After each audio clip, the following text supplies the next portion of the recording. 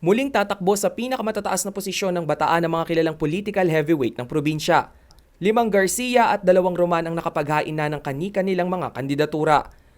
Sina Governor Abet Garcia at Bataan 2nd District Representative Joet Garcia na parehong nasa kanilang ikatlong termino na ay magpapalit ng posisyon para sa 2022 elections. Tatakbo naman para sa kanyang ikatlong termino bilang alkalde ng Balanga City ang isa pa nilang kapatid na si Mayor Francis Garcia. Ang isa pa nilang kapatid na si outgoing Dinalupihan Mayor Gila Garcia nais namang maluklok bilang kinatawan ng bagong buong 3rd District ng Lalawigan. Mananatiling vice-gobernador naman ang tatakbuhin ng kanilang first cousin na si incumbent Vice Governor Chris Garcia.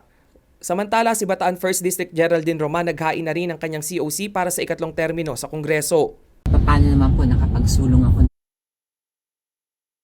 ng mga batas para sa mga veterano, para sa mga mag-aaral, para po sa ating universal healthcare system, para po sa ating mga magsasaka, at sinikap ko rin pong isulong ang mga batas na laban sa diskriminasyon, lalong-lalo na po dun sa mga members ng LGBTQI. Habang ang kanyang kapatid na si Atty. Tony Boy Roman nais namang maluklok bilang sangguniang panlalawigan member.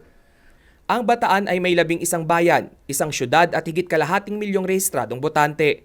Rainiel Pawid, CLTV News.